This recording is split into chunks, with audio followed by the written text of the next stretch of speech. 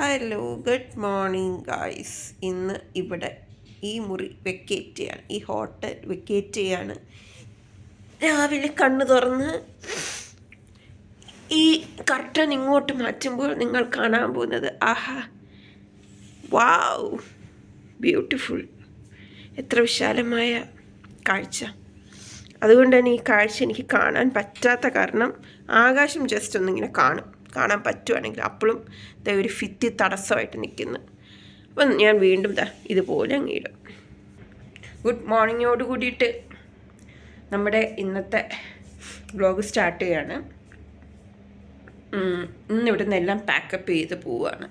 So എനിക്ക് കുറച്ച് മുന്നേ നിങ്ങൾ കണ്ട വിഷ്വൽ വെച്ച് നോക്കുമ്പോൾ എനിക്ക് നല്ല പ്രകൃതി രമണീനെ കാണണം എന്നുണ്ടായിരുന്നു, പക്ഷെ നടന്നില്ല.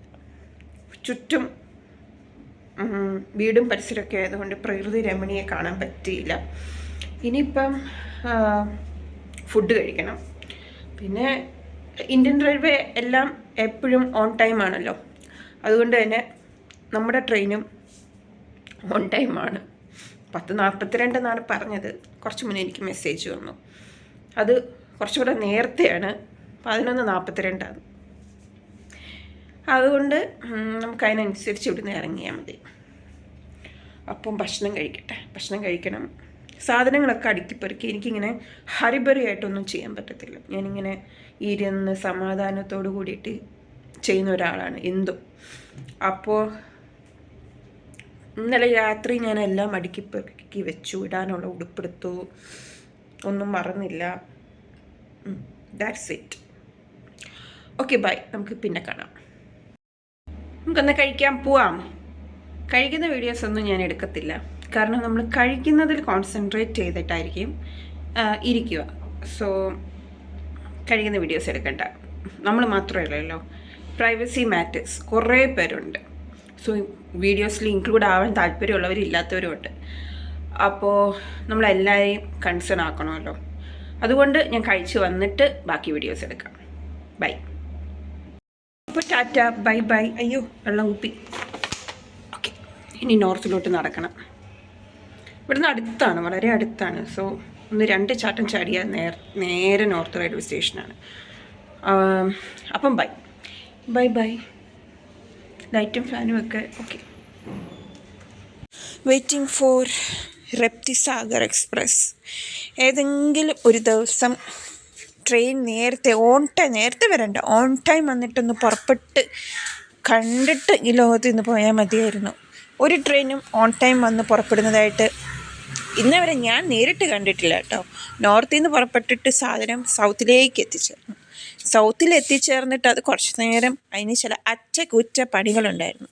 അത് നടത്തിയിട്ട് നേരെ നമ്മൾ യാത്ര വീണ്ടും ആരംഭിച്ചു. എല്ലാ റെയിൽവേ സ്റ്റേഷനും on the way to progress ആണ്. അതുകൊണ്ട് ഇങ്ങനെ പണി ആയുധങ്ങളും ഒക്കെ ആയിട്ട് ഇങ്ങനെ ഗ്രീൻ ഷീറ്റ് ഇട്ട് മറച്ചിരിക്കുകയാണ്. പിന്നെ ഏറ്റവും നല്ല കാഴ്ച കണ്ടത് കുറച്ച് പാടശേഖരങ്ങളും വെള്ളമൊക്കെയാണ്. പാടശേഖരങ്ങളും വെള്ളമൊക്കെ കണ്ടു കഴിഞ്ഞാൽ ഞാൻ അപ്പോഴേ വീഡിയോ ക്യാപ്ചർ ചെയ്യും.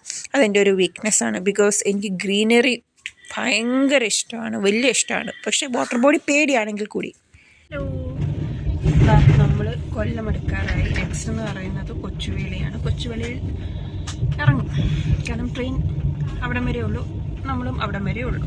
പിന്നെ നേരെ വീട്, കുളി, കഴിപ്പ്, ഉറക്കം, അതാണ് ലക്ഷ്യം.